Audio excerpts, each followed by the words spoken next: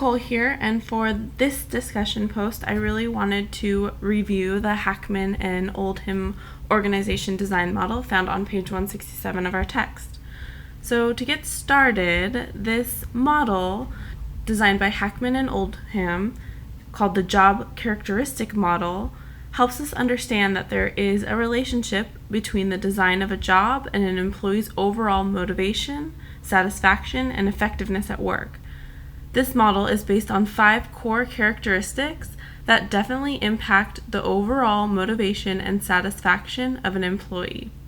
And with these characteristics in mind, Hackman and Oldham also state that they have a direct impact on 3 psychological states of the employee. These states consist of meaningfulness of work, responsibility, and knowledge of results. If managers can improve upon these psychological states for employees by successfully utilizing the job characteristics of this model, they can help achieve positive outcomes for the employee and the organization. So let's first take a look at these 5 characteristics that help make up the model. So I've designed a slide here to showcase the 5. And while we look at these 5 characteristics, I'm going to go ahead and relate that to my current position that I'm in at JPL in the human resources field. So to get started, when we look at motivation, the job design needs to consider task significance, which consists of whether or not the employee feels like their work is impacting the lives around them. This poses the question of, do I feel like the work I do, is it important to me? And is it important to this world? And am I gaining a sense of purpose from the work being done to motivate me to do good in my day-to-day? So when I think about my job as an HR professional, I can really see a positive association with the work that I do for the greater good of the organization. Every day I get to help someone, and it's really rewarding to know that even if it's in the littlest way that I can make a difference in someone's life, that's really meaningful to me, and that's what keeps me coming back to work every day. And the second characteristic is task identity, which consists of whether or not the employee is able to see a final product and to be motivated by the end result.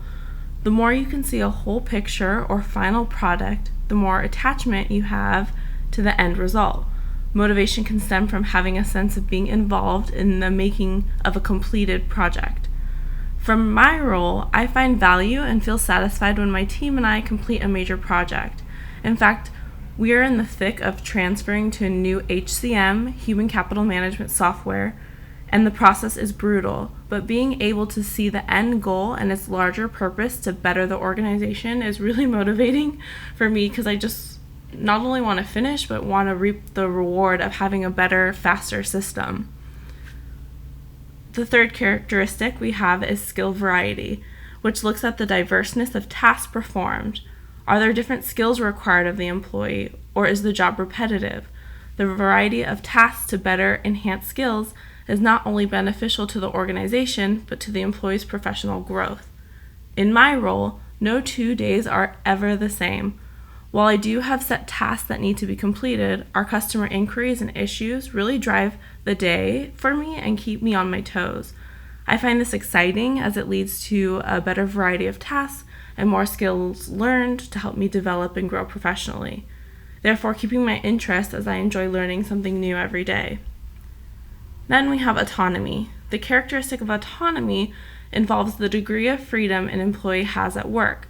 Does the employee feel individually responsible and accountable for their work? For me, this is really important. I like to feel like my boss trusts me enough to give me the freedom and space to do my job and projects. I find this more motivating as opposed to a manager who tries to handhold me every step of the way. And lastly, we have the characteristic of feedback. And feedback consists of the effectiveness of what I'm doing and my performance. In terms of my job, every 2 weeks I have a quiet hour with my manager, and we discuss open projects I'm working on and tasks I've completed as a way to assess and manage the workload.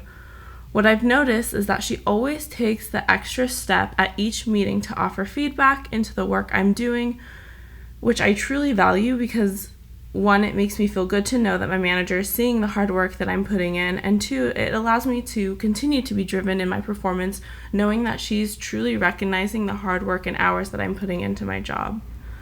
So really, all of these factors come together to contribute to the overall motivation, satisfaction, and effectiveness I have towards my job, as well as affect the different psychological states of me as an employee to excel at my job.